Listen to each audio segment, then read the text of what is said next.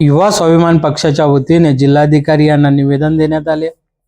मेळघाटमधील शिवझिरी घाटात पिकअप वाहन दरीत कोसळून 5 जणांचा मृत्यू व 12 जण जखमी झालेल्या घटनेबाबत मृतांच्या कुटुंबियांना आर्थिक मदत व जखमींना तात्काळ उपचार व संबंधित रस्त्याच्या कामाची सखोल चौकशी करून कारवाई करण्याबाबत निवेदन देण्यात आले।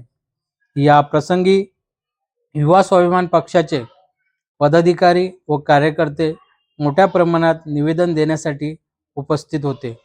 मी आरटीओला पण आदेश दिले आणि ट्रॅफिक पोलिसांकडून त्या भागात जे काही अशा पद्धतीचे ओव्हर हे करून वाहतूक योग्य त्या वापरून आपल्या महाराष्ट्रात प्रस्ताव द्यावा शासनाकडे आणि या लोकांना चांगल्या पद्धतीने आर्थिक मदत मिळाल्या पाहिजे।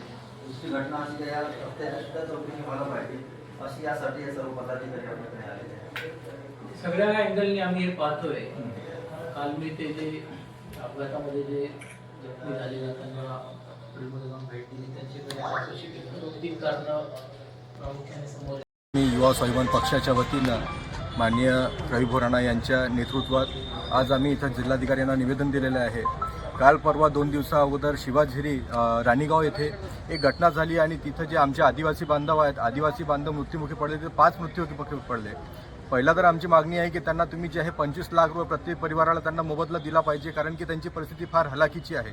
आणि दुसरी मागणी आहे की हे ज्याच्यामुळे झालेला हा रस्ता असो किंवा वाहतूक जो आहे, वाहतूक हे एकदम ढोरासारखे एकदम ते घेऊन जातात आणि त्याच्यावर कुठल्याही प्रकारच्या आरटीओचं नियंत्रण नाही आहे। एकदम एक्सपायर वाहनं ते चालवायत, त्या सर्वांवर जे आहे ते कारवाई झाली पाहिजे। अशा प्रकारचा आज आम्ही युवा स्वाभिमान पक्षाच्या वतीनं सर्व कार्यकर्ते पदाधिकारी आज जिल्हाधिकारी साहेबांना आज निवेदन आम्ही इथे दिलेलं आहे। बरोबर।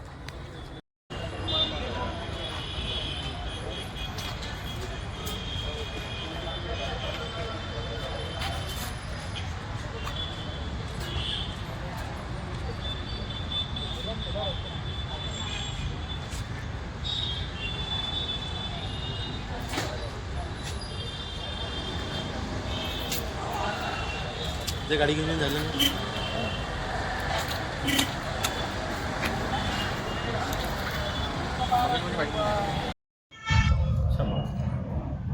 ठीक आहे। जरी पडते थांबा फोन लाव तुम्ही जरा फोन लाव तुम्ही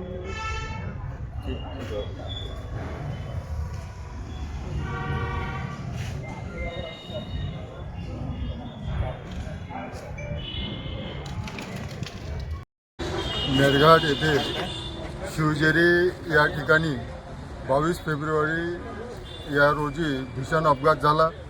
त्या अपघातात एक पिकअप व्हॅन पूर्ण दरीत जाऊन कोसळली। त्यामध्ये एकूण 17 लोक होते, त्याच्यापैकी 5 जण मृत्युमुखी पडले, 12 जण जखमी आहे, त्यांचा इलाज चालू आहे। आज आम्ही युवा स्वाभिमान पार्टीच्या वतीनं सन्माननीय जिल्हाधिकारी साहेबांना निवेदन दिलं।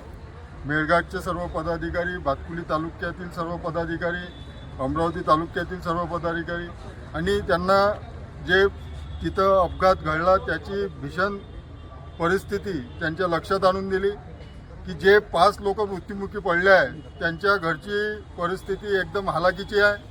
त्या कुटुंबाला आर्थिक मदत झाली पाहिजे। जे जखमी लोक दवाखान्यामध्ये इलाज त्यांच्यावर चालू आहे, त्यांचा इलाज चांगल्या पद्धतीनं झाला पाहिजे। आणि त्या रोडचं जे काम चालू आहे तिथून काही तक्रारी या पद्धतीच्या आल्या आहे की त्या रोडचं काम निकृष्ट दर्जाचं चालू आहे आणि जे कोणी कॉन्ट्रॅक्टर तिथे काम करत आहे त्यांच्यावर सुद्धा कारवाई झाली पाहिजे। आणि ज्या कार्यकारी अभियंत्यानं उपअभियंत्यानं त्यांचं बिल काढलं आहे ते पुढील बिल थांबून दिलं पाहिजे। अशा पद्धतीची मागणी सन्माननीय जिल्हाधिकारी साहेबांच्या निवेदनाच्या माध्यमातून करण्यात आली। धन्यवाद।